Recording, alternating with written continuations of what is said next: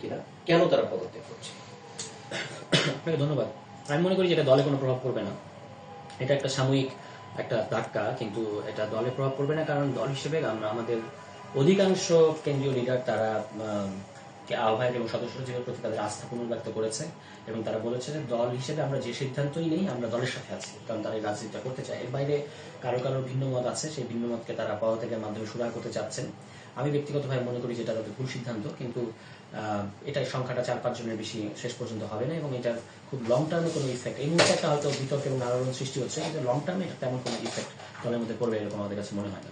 Sir, একটা প্রশ্ন সেটা হচ্ছে যে আপনারা বিএনপি বলি বা আলাদা নির্বাচনে যেতে চেয়েছিলেন, ফাইনালি আপনারা জামাতের সাথে আসলেন, এতে করে দল কতটুকু উপকৃত হবে এবং সামনের রাজনীতিতে আপনারা কতটুকু এখান থেকে সফল হবে? মানে এটা তো এখনো ফাইনাল হয় নাই, যদি ফাইনাল হয় এটা দলের স্বার্থেই সিদ্ধান্তটা নেওয়া হচ্ছে এবং আমরা আরেকটা কথা বলেছি যে আমরা বৃহত্তর স্বার্থে যে কোনো সিদ্ধান্ত নিতে পারি। বৃহত্তর স্বার্থটাকে আমরা ডিফাইন করেছি এই মুহূর্তে সংস্কার এবং গণভোট ইস্যুতে, এবং সেখানে আমাদের দল হিসেবে আগামী 5-10 বছরের রাজনীতির কথাটা আমাদেরকে ভাবতে হয়েছে।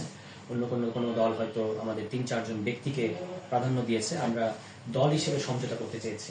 তো সেটা যাদের সাথে হচ্ছে সেই আমাদের নিজস্ব রাজনীতিটাকে অক্ষুণ্ণ রেখে সংস্কার এবং গণভোটের যে ইস্যুটা সেটাকে হ্যাঁ ভোটকে জিতিয়ে আনা, এসব প্রশ্নে আমাদের একটা কৌশলগত জোট করতে হচ্ছে।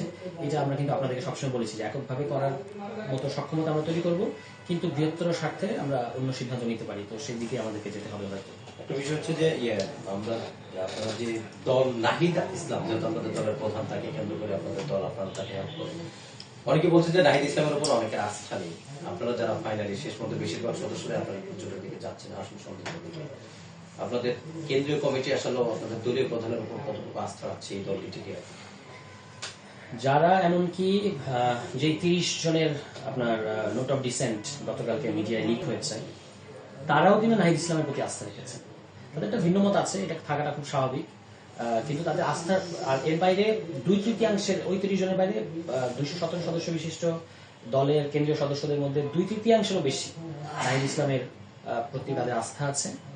যারা ভিন্নমত জানিয়েছেন তাদেরও আস্থা আছে, কিন্তু তারা হয়তো তাদের সিদ্ধান্তটা আমলে নেওয়ার জন্য অনুরোধ জানিয়েছেন, এটুকুই। এর বাইরে কেউ কেউ পদত্যাগ করছে, সেটা তাদের ব্যক্তিগত সিদ্ধান্ত, কিন্তু দলে নাহিদ ইসলামের প্রতি কোনো ধরনের অনাস্থা তৈরি হয়নি। আচ্ছা, আমার লাস্ট প্রশ্ন সেটা হচ্ছে যে আপনারা তো গণতন্ত্রকে প্রাধান্য দেন, আপনাদের ভিন্ন মতকে প্রাধান্য দেন, এই যে যারা ভিন্ন মত জানিয়ে পদত্যাগ করলো তাদেরই পদত্যাগটা আপনারা কিভাবে দেখছেন, বা আরো যদি কেউ যেতে চান? মানে আমি বলবো যে তারা ভিন্নমত ইজ অলওয়েজ ওয়েলকাম, এবং আমাদের 30 জনের জন্য একটা পিটিশন দিয়েছে আহ্বায়ক বরাবর, এটা থাকতেই পারে, এটা যে কোনো মাল্টি লেয়ার্ড পার্টিতে এগুলো থাকে, কিন্তু সিদ্ধান্ত মনোপুত না হলে, ফোরামের একটা সিদ্ধান্ত মনোপুত না হলে আপনি আপনার সিদ্ধান্তকে চাপিয়ে দিতে চাইবেন এবং পদত্যাগের হুমকি দেবেন, এটা সাংগঠনিক আচরণ না। ফলে আমরা বলবো যে আহ্বান জানাবো যে আমাদের দলের প্রতি বাংলাদেশের জনগণের যে আস্থা আছে সেটা আমি মনে করি যে অক্ষুণ্ণ আছে, এবং এই ক্ষেত্রে দল যেটা দলীয়ভাবে যে সিদ্ধান্ত নেবে সেই সিদ্ধান্তকে দলের বেশিরভাগ সদস্য আপলোড করবে। আচ্ছা, লাস্ট প্রশ্ন সেটা হচ্ছে যে আপনারা 125টা আসলে মনোনয়ন বিক্রি করেছেন ঢাকুর পিঠে, ফাইনালি 125 জনকে আপনারা মনোনয়ন দিয়েছেন দল থেকে, তারা আসলে দলে কোনো ধরনের ঝামেলা করতে পারে কিনা? বা না, তাদের সাথে কথাবার্তা বলা হচ্ছে, তাদেরকে অনেককেই হয়তো তার আসন ছেড়ে দিতে হবে বা এরকম কিছু এক বাস্তবতা তৈরি হতে পারে, সেক্ষেত্রে তাদেরকে অন্যভাবে কম্পেনসেট করা, অন্যভাবে আপনার পার্টির অন্য কোনো গুরুত্বপূর্ণ দায়িত্ব কিংবা পরবর্তীতে অন্য কোনো স্থানীয় নির্বাচন, সেগুলোর ক্ষেত্রে তাদেরকে যাদের সেই ক্যাপাসিটি আছে তাদেরকে প্রেফারেন্স দেওয়া হবে, এবং তাদেরকে পুরো পরিস্থিতিটা ব্রিফ করা হচ্ছে যে কি কারণে আমরা কোথায় কি সিদ্ধান্ত নিচ্ছি। আশা করি যে তারা দলের সিদ্ধান্তের প্রতি অনুগত থাকবে। আচ্ছা, 23 তারিখ যখন হচ্ছিল ইলেকশন, মানে জামাতের সাথে একাধিকবার বৈঠক হলো, বৈঠক হওয়ার পর এই যে 217 জন, তাদের মধ্যে আসলে ভোটাভুটিটা কিভাবে হলো, যে কারা কারা আসলে এর পক্ষে এবং কারা বিপক্ষে, সেই জিনিসটা আইডেন্টিফাইটা কিভাবে করা হলো? আমাদের একটা ইসি মিটিং হয়েছে, সেই ইসি মিটিং এ আপনার বেশিরভাগ সদস্যই জোটের পক্ষে মতামত দিয়েছে। কেন্দ্রীয় সদস্যদের যে আমাদের যে গ্রুপ, সেখানেও একটা মানে দলীয় সিদ্ধান্তের প্রতি আস্থা রেখে একটা পিটিশন, যেটা ইন্টারনাল পিটিশন, সেটা হয়তো মিডিয়ায় যায় নাই, সেখানে সমস্ত সদস্যই তাদের নাম দিয়েছে, অর্থাৎ তারা দলের সিদ্ধান্তের পক্ষে। কিছু মানুষের তো ভিন্ন মতামত আছে এবং তারা সেই মোতাবেক পিটিশন দিয়েছে, কিন্তু বেশিরভাগ সদস্যদেরই দলের আহ্বায়কের প্রতি যে আস্থা, এটা তারা যেহেতু আমাদের এখন সময় অত্যন্ত কম, সবাই আসন কেন্দ্রিক ব্যস্ততা, এই জন্য সাধারণ সভা ডাকা হয় নাই, কিন্তু অতীতের সাধারণ সভাতেও বলা হয়েছিল যে দলের সিদ্ধান্তের সাথে আছি, এবং আমাদের যে অফিসিয়াল যে গ্রুপ আছে সেখানেও কিন্তু বেশিরভাগ সদস্যই এই দলের সিদ্ধান্তকে স্বাগত জানিয়েছে। মেজর কোনো ইম্প্যাক্ট ফেলেছে কিনা একটি বিষয়, তারেক রহমান যখন দেশে আসলো, দেশে আসার পর মুহূর্তে যে জিনিসটা হলো যে এনসিপির অনেক নেতারা যারা আসলে আমাদের কাছে গণমাধ্যমের কাছে বিভিন্নভাবে নানাভাবে বলেছেন যে বিএনপি, আওয়ামী লীগ, ভারত নানা ধরনের প্রতিপক্ষ রয়েছে এবং সেই দিক থেকে একটি বড় শক্তির আসলে খুব বেশি পরিমাণে প্রয়োজন আছে, বিশেষ করে জুলাই সনদকে বাস্তবায়ন করার জন্য। কি মনে হয় এই কারণ ছাড়া অন্য কি কারণ আছে? এবং ইসলামিক 8টা দল জামাত সহ তার সাথে এনসিপি, এবি পার্টি সরকার ফর্ম করতে পারে নাকি এই দল?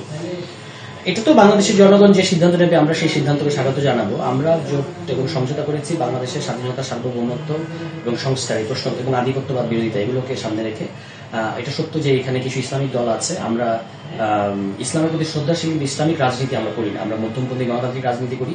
এটা তাদের সাথে আমাদের খুব পরিষ্কার কথা হয়েছে যে আমরা এই রাজনীতিটাই করবো, এবং তাদের এই ক্ষেত্রে খুব বড় ধরনের কোনো রিজার্ভেশন আমরা দেখতে পাই নাই, বরং তারা আমাদের সাথে যে সংস্কার, গণভোট এবং গণতান্ত্রিক যে আমাদের রাজনীতি, এটা কিন্তু তারা, এমনকি আমাদের যে নারী সদস্য যারা আছে তাদের ব্যাপারেও কিন্তু তাদের আমরা দেখেছি যে পজিটিভ মনোভাব আছে।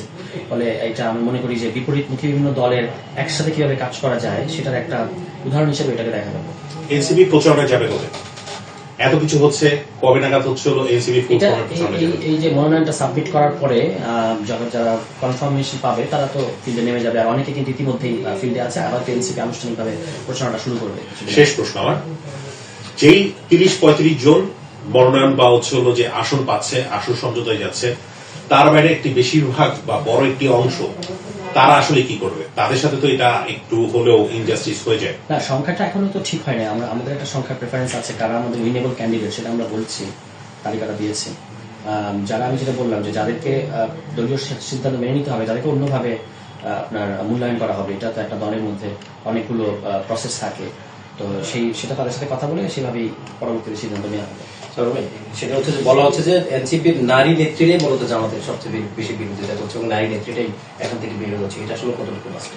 নারী নেতৃত্ব একাংশ, আরেকাংশ তারাও একটা পিটিশন আলাদা করে দিয়েছেন আহ্বায়ক বরাবর, যে তারা দলীয় সিদ্ধান্তের পক্ষে আছে, এবং তার মধ্যে বেশিরভাগই ইলেকশনের ক্যান্ডিডেট। এই মুহূর্তে কৌশলগত কারণে নামটা বললাম না, তারাও সংখ্যায় কিন্তু এই যে 6 জন তাদের সে সংখ্যায় কম না, এবং এই 6 জনও কিন্তু 6 জনের মধ্যে 2 জন পদত্যাগ করেছেন, বাকিরা কিন্তু দলের সাথেই আছেন। আমি আশা করি যে তারা ভিন্ন মত সহকারী দলের সাথে থাকবেন। ভাই আমার ছোট্ট করে একটা, যেটা হচ্ছে যে বিগত সময়ে আমরা দেখেছি অনেকই দল জামাতের সাথে জোট করছেন, এবার এনসিপি সেই জোটে যুক্ত হতে যাচ্ছেন। অনেকেই বলার চেষ্টা করছেন যে এনসিপির যে মধ্যপন্থায় যে ধারাটা ছিল জামাতের সাথে জোটে গিয়ে সেটার এক প্রকার সেটা ভেঙে যাচ্ছে বলতে। না, একেবারেই না। এনসিপি তার রাজনীতিটা করেছে এবং করবেও, এটা আমরা খুব পরিষ্কারভাবে বলেছি। এটা আপনার সামনেই দেখতে পারবেন যে আমরা আমাদের রাজনীতি কম্প্রোমাইজ করি কিনা, আমাদের তো একটা নিজস্ব রাজনীতি। আমরা কিন্তু অতীতেও জামায়াত ইসলামের যেখানে যেখানে প্রয়োজন সমালোচনা করার দরকার আমরা কিন্তু করেছি। এটা আমাদের এই ধারাটা অব্যাহত থাকবে, কারণ এটা তো কোনো আদর্শিক জোট হচ্ছে না, এটা একটা নির্বাচন কেন্দ্রিক জোট। ফলে আমরা সবার সব কাজে দায়ভার আমাদের না, আমাদের নিজস্ব রাজনীতি থাকবে। এই জোট যদি সরকার গঠন করতে পারে তখন আরো টার্মস এন্ড কন্ডিশনস তৈরি হবে। হ্যাঁ, কিন্তু আমরা মোদ্দা কথা হচ্ছে বাংলাদেশের জন্য একটা গণতান্ত্রিক রাষ্ট্র ব্যবস্থার জন্য কাজ করছি, এবং সেক্ষেত্রে আমরা তাদেরকে বলেছি যে আপনাদের সাংগঠনিক রাজনীতি এবং রাষ্ট্রের জন্য প্রয়োজনীয় রাজনীতি এটাকে সবসময় আলাদা রাখতে হবে, রাষ্ট্রের জন্য একটা সর্বজনীন রাজনীতি করতে হবে। এ ব্যাপারে তারা একমত আছে। এনসিপি সহ এখন 9টি দল হলো, এর সাথে আরো কোন জোটে যুক্ত হচ্ছে কিনা আপনি কি জানেন? আনুষ্ঠানিকভাবে তাদের জোটে যাচ্ছি এরকম কিন্তু না বিষয়টা, আমরা সমঝোতার মধ্যে যাচ্ছি। 8 দল, হয়তো 8 দল থাকবে, আমাদের সাথে একটা আলাদা আন্ডারস্ট্যান্ডিং হবে। আরো কোন দল যুক্ত হচ্ছে কিনা জানেন কিনা? যুক্ত হতে পারে এই প্রক্রিয়ায়, মানে এটা চলমান প্রক্রিয়া আছে। আমার মনে হয় মনোনয়ন প্রত্যাহারের আগ পর্যন্ত এটা